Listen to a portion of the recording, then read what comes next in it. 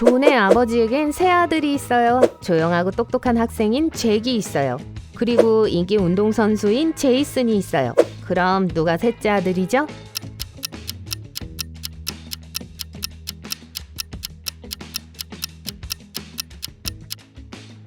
존이요. 그의 아버지에겐 3명의 아들이 있잖아요. 잭, 제이슨, 그리고 존이요.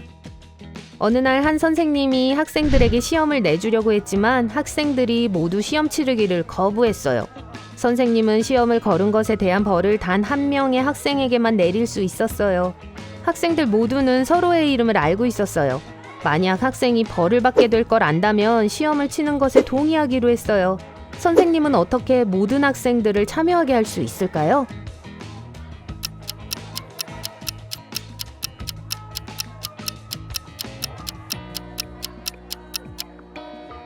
선생님은 알파벳 순으로 이름이 먼저 나오는 학생에게 벌을 주겠다고 말했어요. 그러면 이 학생은 시험을 안 칠 수가 없어요. 목록에 있는 다음 학생도 시험을 안 칠 수가 없겠죠. 그리고 목록이 끝날 때까지 이렇게 하면 돼요. 랜디는 집에서 책을 들고 의자에 앉아 있었어요. 갑자기 여동생의 엄청나게 비싼 꽃병이 거실에서 떨어져 부서졌어요. 그는 바로 달려가서 낯선 사람이 창문에서 뛰어내려 도망가는 걸 보게 됐어요. 랜디는 그를 쫓아가려고 했지만 추위 때문에 안경에 김이 서려서 그 사람을 보지 못했어요. 경찰이 도착했을 때 그들은 랜디가 거짓말하고 있다는 걸 바로 알아차렸어요. 랜디가 꽃병을 깨뜨린 거였죠. 어떻게 알았을까요?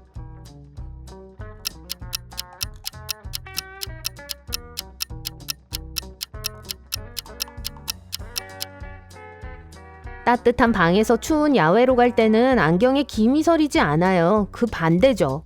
현대미술을 싫어했던 마이클 윈스턴은 시립미술관에 뛰어들어 몇 점의 그림에 수억 원의 피해를 입혔어요. 하지만 미술관의 매니저는 윈스턴 씨의 행동에 감사를 표했어요. 어째서죠?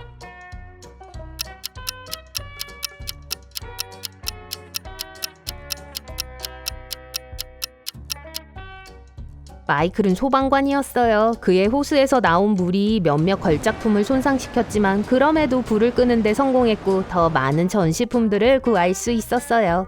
슈퍼마켓 계산대에 이 줄 선 사람들 좀 보세요. 다 다양한 사람들이지만 이 중 한 명이 가게에서 몰래 음식을 훔쳐가려 하고 있어요. 자세히 보세요. 누군지 알 수 있으시겠어요?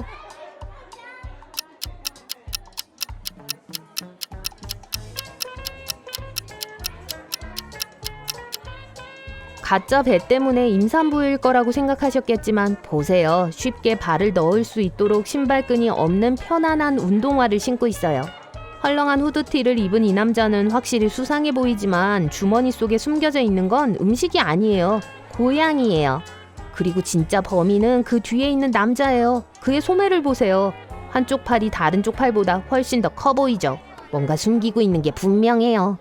머리에서 발끝까지 검은 옷을 입은 남자가 길 한복판을 걷고 있어요. 갑자기 헤드라이트가 꺼진 거대한 검은색 차가 모퉁이를 돌더니 그를 치지 않으려고 끼익거리면서 멈춰섰어요.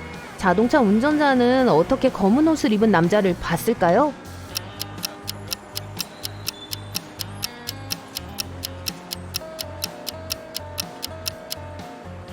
유일한 합리적인 대답은 대낮에 있었던 일이라는 거겠죠. 어쨌든 아무도 밤이라고 이야기하지는 않았어요.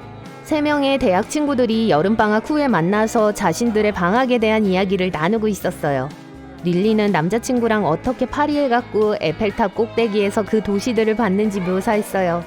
딜런은 친구들에게 부모님과 함께 아프리카로 여행 갔었다고 말했어요. 여행 마지막 날에 거대한 화산 폭발이 있었지만 그날 집으로 돌아왔기 때문에 휴가를 망치지는 않았어요.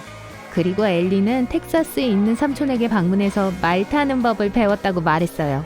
하지만 이 이야기 중 하나는 가짜예요. 어느 걸까요?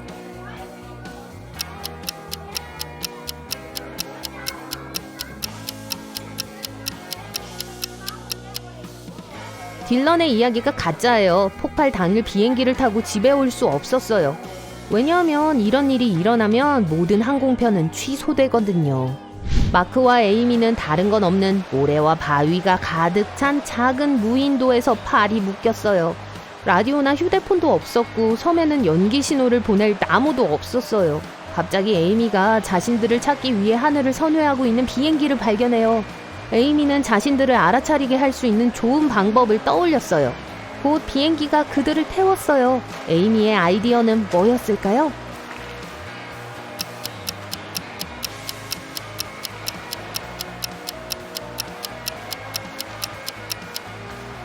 모래 위에 SOS를 그리기 위해 돌을 쓸 것을 제안했어요. 마이크는 학교 도서관에서 큰 시험을 위해 공부하고 있었어요. 공부를 끝냈을 때는 이미 늦었고 갑자기 누군가가 도와달라고 소리치는 걸 듣게 됐어요. 그 목소리는 잠긴 교실 문 뒤에서 들려오고 있었어요. 마이크는 그곳으로 달려가서 문을 열었어요. 안에는 그의 반 친구 브래드가 있었어요. 브래드는 마이크에게 구내 식당에 가서 음식을 좀 먹으려고 갔는데 문이 닫혀 있었다고 했어요. 갑자기 의식을 잃었고 그 다음 브래드가 안 사실은 자기가 교실에 갇혀 있는 거였어요. 마이크는 누가 이런 짓을 했는지 알아내겠다고 약속했어요. 아침까지 마이크는 4명의 용의자를 염두에 두고 있었어요. 학교가 시작되자 그들을 신문했어요. 매튜는 교실에서 숙제를 하고 있었다고 했어요. 에밀리는 매튜와 같이 있었는데 나중에는 집에 갔다고 했어요. 올리비아는 구내 식당에서 점심을 먹고 있었다고 했어요. 그리고 크리스는 그날 아팠다고 설명했어요. 마이크는 누가 유죄인지 금방 알아냈어요.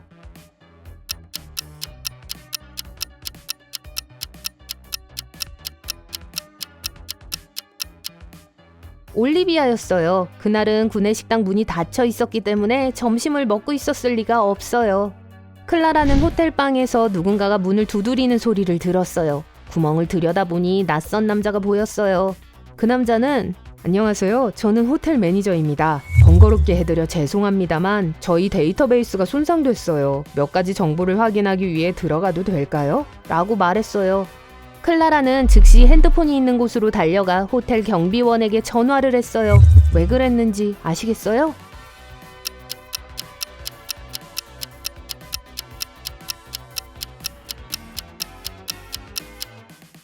남자의 가슴에 있는 배지에는 클로이 스미스라고 쓰여 있는데 그건 여자 이름이에요. 그 남자가 가짜 매니저라는 걸 알고 있었어요. 엠마의 어머니는 엠마에게 슈퍼마켓에 가라면서 쇼핑 목록과 은행 카드를 주었어요. 하지만 엠마가 카드의 비밀번호를 잊어버렸을 경우를 대비해서 엄마는 엠마에게 작은 단서를 주었어요. 엠마가 계산대에 있을 때 주머니에서 단서를 꺼내 즉시 비밀번호를 떠올렸어요. 만약 그 단서가 파리, 고양이, 소녀, 뱀이 그려진 종이였다면 어떤 수였는지 알 수 있으시겠어요?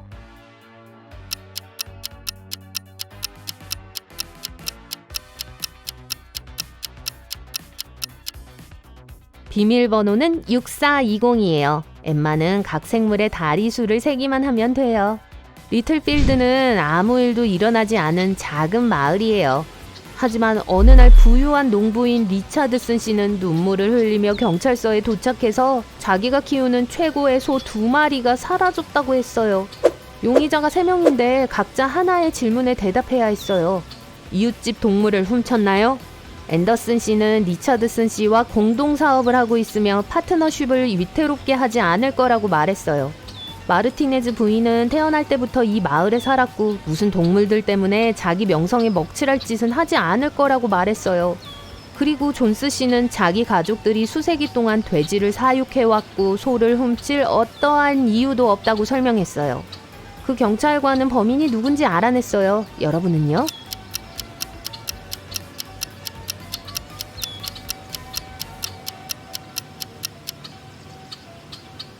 도둑은 존스 씨예요. 도둑 맞은 게 소라는 걸 어떻게 알았을까요? 아무도 그에게 동물종을 알려주지 않았어요. 한 여자가 근사한 레스토랑에서 아침을 먹고 있어요. 한순간 자기 커피에 파리가 있다는 걸 알아차렸어요. 그녀는 화가 나서 웨이터에게 다른 컵을 가져오게 했어요. 웨이터가 새 커피 한 잔을 들고 온 뒤 그녀는 소리쳤어요. 여기 서비스가 왜 이래요? 똑같은 커피를 가져다 줬잖아요. 그녀는 어떻게 알았을까요?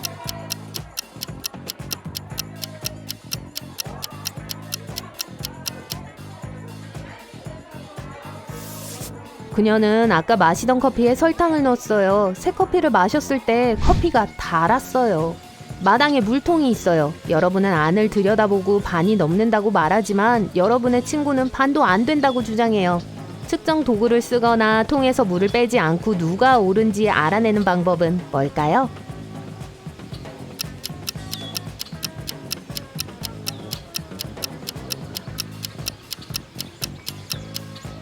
물이 가장자리에 닿도록 통을 기울이세요. 바닥이 보인다면 통은 절반도 차지 않은 거예요.